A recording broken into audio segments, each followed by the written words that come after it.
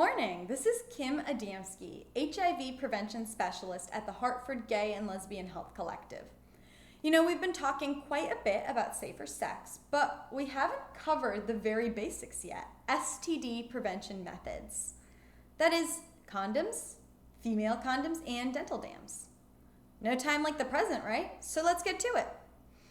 Even though condoms are one of the most commonly used forms of STD prevention for people who are having sex, less than half of people report using condoms consistently, according to a study published by the National Institutes of Health. Not great, right? Of course, there's lots of factors that affect condom use, from not having one available to being in a monogamous relationship where both partners have been tested. However, everyone, whether or not they consistently use condoms, can benefit from a review. So I'm going to demo for you. The first thing you want to do when you're using a condom is check the expiration date. Now, for this one, I am using an expired one because it's for demo purposes, and I want to save the non-expired ones for people who are going to use them to protect themselves. But normally, make sure it's not expired because it's more likely to break if it is. One thing that you can note is if you have an expired condom, it's your only condom, you're definitely going to have sex, use it. An expired condom is better than no condom at all.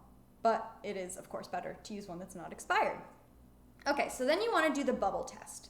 The bubble test is where you squeeze the condom wrapper, and I guess you can kind of see there's like a little air bubble. That means the condom has not been tampered with, so it's safer to use. Now, you want to open it using your fingers, not your teeth or scissors, and it kind of looks like a little hat right out of the package, see? You want to make sure it's rolling the right way, so it can only roll in one direction, like that. The reason you do that before you put it on the penis or sex toy is you want to make sure it's not rolling the wrong way. If you put it on the penis and then have to flip it over to roll it down, you've then exposed your partner to your fluids, and that kind of defeats the purpose, right? So once you've checked that it's rolling the right way, you squeeze the tip to make a little reservoir so that, when you ejaculate or come, it doesn't explode. You place it on the tip of the penis, or in our case, our little demo woody, and you roll it all the way down to the base of the penis, just like that. Then you can perform your sexual act, whatever you're gonna do, and when you're done, just roll it up, remove it, throw it away, wash your hands. Easy peasy. It really is that easy. You can use lube on the outside or even a few drops on the inside to increase sensation.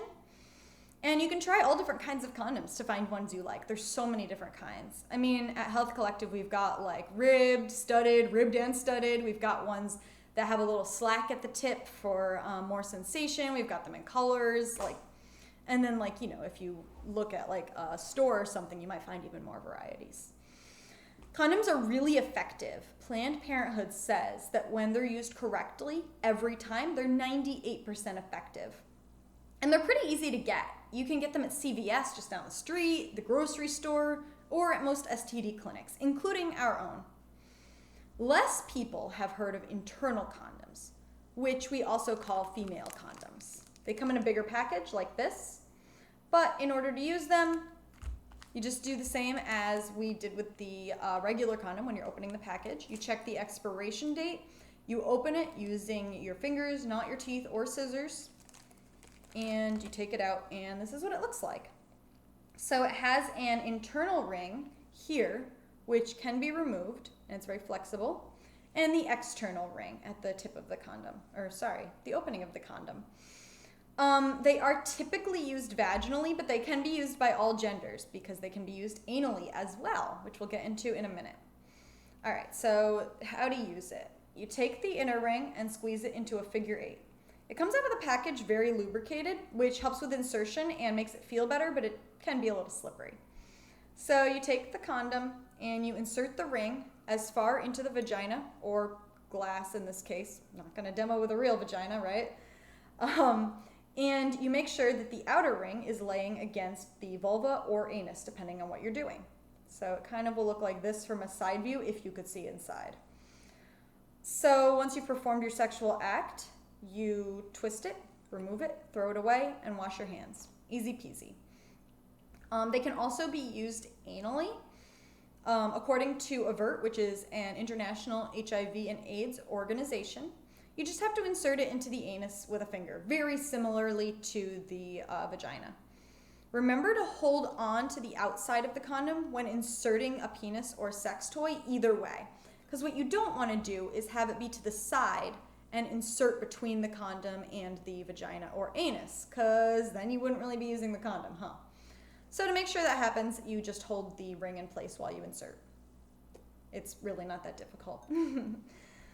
A cool thing about the female condom is it can be inserted up to 8 hours in advance, at least vaginally. There aren't studies on this anally.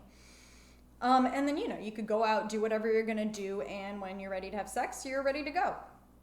So anyway, from my experience, let's move on a little.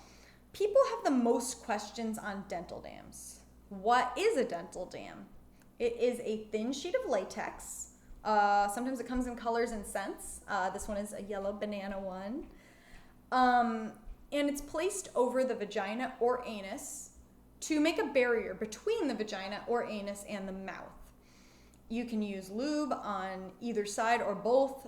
Flavored lube in particular, which we do have, is you can use it if you want. I mean, it's made for this purpose, or for, oral sex with condoms, that's fine too.